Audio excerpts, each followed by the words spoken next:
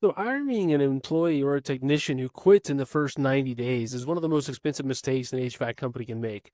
Recruiting cost, onboarding time, uniforms, training, it's all lost before the employee even becomes productive. And so in this lesson, I want to show you how to measure 90-day retention so you can immediately see, where your hiring process is failing. And so we have a data set here.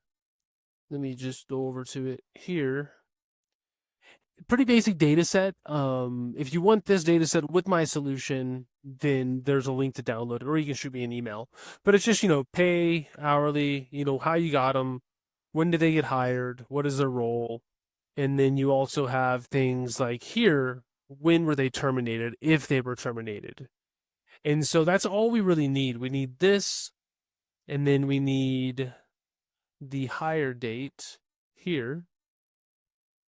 And that's pretty much it. So, I mean, if you have a data set or you're wanting to do this metric with your own, do this KPI with your own data, then for this specific KPI, that's all you really need, because these two columns are just going to count the number of hires, meaning this is one hire, this is another one, another one, another one. So you can just count this, and that's the number of hires. And the first thing we want to do is we want to get the end of the month. So like the cohort that they were in.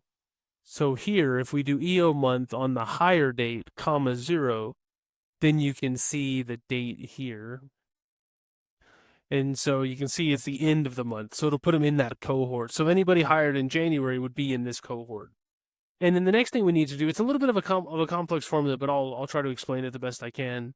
And so we need, like, were they retained for 90 days? And so what it's saying is, first of all, if this is blank, then yes, just because it means that they weren't fired, right?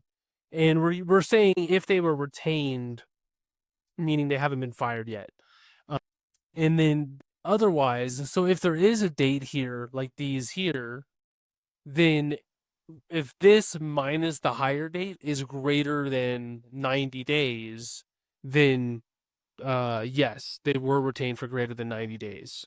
And so that formula is, it's two if statements. You can also use the if-s function, but it's if this equals blank, then yes, because yes means they were retained for 90 days.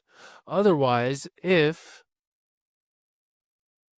this minus this is greater than, you could do equal to as well, greater than or equal to 90, then yes, right? That means they quit or were fired 90 days after they were hired. If neither of those are true, meaning if the termination date has a value and that value is less than 90 days from the hire date, then that means no, they did not, make it to the 90-day window. And so you can see here, no, yes, no, yes, yes. Okay, so that's how I calculated these two columns, but I'm just going to delete these because we already have them.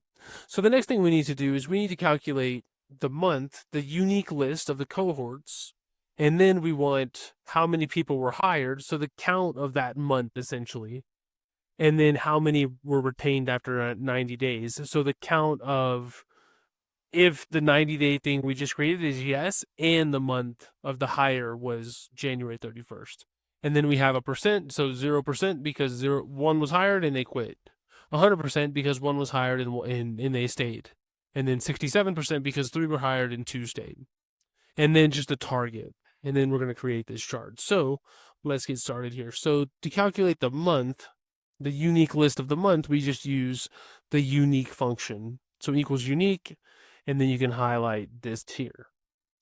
And then just make it a date. And then I'm just going to center everything real quick. Okay, I'm just going to copy and paste these over here. But you can just type in hires, retain, percent, target. It just saves 5 seconds. Okay, so to get the hired count, it's just the count of the number of times this here is the month on the other sheet. So you can see January 31st is 1 because one person was hired. So cell B3.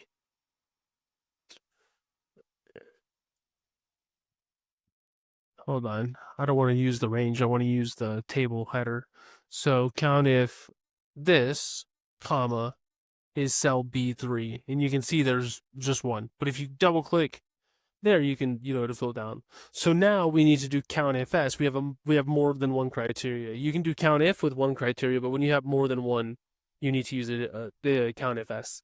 And to count FS, so here, count if this comma is yes, and then comma, the month is in cell B3, right? So B3 here. And then double click. And so you can see hired one, they left. Hired one, they stayed. Hired three, one left. Hired four, one left, so on and so forth. And to get the percentage, you just equals retained divided by hires. So that's 0%. And then you can just sort of see down the list. And then we want a target of, say, 85 or say 80%. You can pick that number. And then I'm going to do equals the one above it, and I'll show you why. Okay, so now creating this column here, we want the number of hires and then the sort of the less than 90-day churn rate. And then that little black dotted line is the target. So highlight month and hires, and then you can highlight both of these. Hold down the control key and then highlight both of those. And then insert recommended charts. And then you're not going to see exactly which one. You have to sort of go in and build it a little bit. And so go to all charts and then combo. And then here, the percent, we want that to be a line. But for both of these, we want them on a secondary axis. We don't want 0% or 50% to be on the same axis as those numbers, which is up to 4.5. So I'm going to click secondary axis for both of the lines right here. And yeah, so that's how you create it. I mean, pretty straightforward. The rest is just just cleaning up the chart to make it look better. But let me get the title from here. So here's the title. Nope, that didn't work. Let's try that again. Here's the title. And then here what I want to do is I just want to make this 4.0, 3.0. So I'm going to double click here. And then here, minimum, maximum. But the number, you see the three little columns? If you click on the number, and then you can do number, and then just do the 1 decimal. And then you can see it breaks that down. And then finally, I want to, this green line here, I want to make it black. So double click, format data series, the little paint bucket. I'm going to make it black, make it a little bit thinner. We don't want it to take up so much real estate. We just want to see it. And there you go. So anything above, whenever the red line is above the black line, that means you have a higher churn, retention, or you have a lower retention rate than what you want. And the reason why we made this equal, everything underneath it, is because now we can change this. So as you change this, I'll do something super low. But as you change this, then it'll automatically update. And again, with this, everything below is good. Everything above is bad with the line. And then, did we do values? No. Okay, yep, so that is essentially how you do this. If you have any questions, as always, shoot me an email, questions@databoards. If you want this file with the completed solution and all this data, there's a link to download it, or you can shoot me an email. It doesn't cost anything. You don't need to give me any information, just an email to send it to.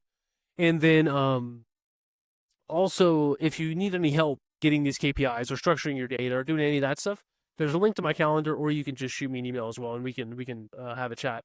But anyways, that's it for this one, and I'll see you in the next lesson.